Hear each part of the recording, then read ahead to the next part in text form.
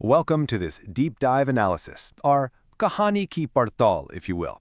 Today we're stepping right into the dark, twisted corridors of a brilliantly constructed narrative. We're breaking down a horror-themed short film that absolutely nails the classic haunted hotel trope, centering all its terror on a mysterious Room 13.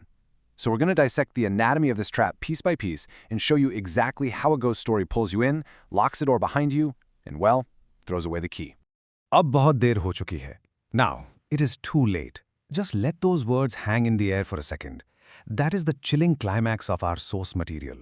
When you hear that phrase, the entire illusion of control is just completely shattered. The trap hasn't just been sprung, it has slammed shut. But how did we actually get here? How does a protagonist go from being this confident investigator to a totally helpless victim in just a handful of moments? Part 1. The Allure of Room 13. So, to really understand the trap, we first have to look at the bait, right? The established lore is super clear. Hotel Mebuta. The hotel is haunted. It's basically society's massive warning label. But then, contrast that with the protagonist's mindset. Ad sachpata lagaka rahonga. Today, I will find out the truth. That is pure bravado right there. It's this incredibly arrogant assumption that human logic can somehow just conquer the supernatural. The short film immediately pits these two forces against each other. It's the ultimate showdown of the warning versus the ego. And that brings us to this core concept of fatal curiosity. It's literally the psychological compulsion to investigate the forbidden. I mean, think about your own dark curiosity for a second.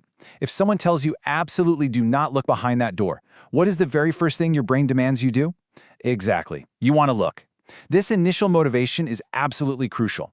Because honestly, before the investigator even steps foot inside Room 13, their fate is already sealed by their own overwhelming need to know the unknown. Part 2. The trap is set. Now watch how rapidly the terror escalates here. Step 1, they cross the threshold. Step 2, instant paranormal phenomena. The door opens on its own. ये दरवाजा अपने आप कैसे खुल गया? The investigator naturally notes this with total shock.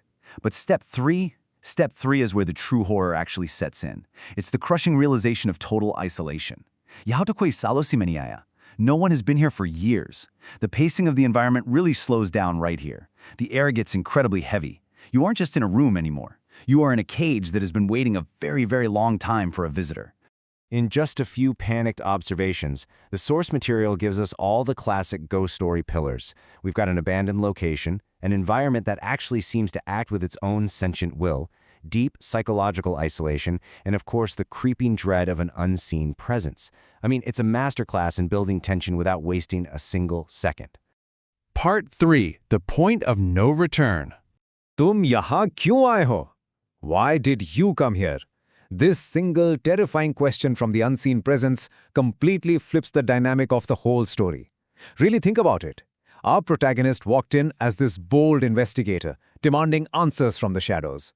But with just this one question, the supernatural entity seizes the narrative. The investigator is now the one being interrogated. The hunter has instantly and terrifyingly become the hunted. Notice the rapid psychological breakdown here. Initially, the protagonist tries to maintain some kind of authority, right? The fight response kicks in. Gonahavaha. Who is there? They are still trying to command the situation. But it almost immediately collapses into pure, desperate survival instinct. The flight response. Mujhe yahan se nikalna hoga. I have to get out of here. All that bravado we saw at the very beginning of our analysis? Yeah, it is entirely evaporated. Which brings us right back around to our opening hook. Ab bahut der ho chuki hai. Now it is too late. The supernatural presence delivers the final verdict. There's literally no escape. The trap was set the exact moment the protagonist decided they were brave enough to uncover the truth. The entity isn't just threatening them, it's stating a dark, undeniable fact. It claims total, absolute control over the space and the victim trapped inside it. Part 4. The dark cycle continues. So, this is the unbreakable loop of Room 13. Day 1 starts with curiosity. Night 1 ends in entrapment. But here's the real kicker. By night 2, the timeline doesn't stop. It resets. The narrative structure actively refuses to offer us a clean resolution or some hero defeating the monster. Nope. The hotel remains, the rumor remains, and most importantly, human nature remains. The short film concludes with this incredibly grim detail. अगली रात किसी और ने कमरा number 13 book किया. The next night, someone else booked room number 13. It's delivered with such cold inevitability. You see, a new guest arrives. A new ego assumes they can handle it. A new spark of fatal curiosity is ignited. The jaws of the trap just open wide once again, completely wiped clean of the previous night's horrors, ready for fresh prey. Which leaves us with one final thought to ponder as we wrap up this deep dive. Is the real monster that unseen ghost lurking in the shadows of room 13? Or is the true villain our own fatal, arrogant curiosity? You know, that very human flaw that willingly walks through the door and just keeps feeding the cycle, night after terrifying night?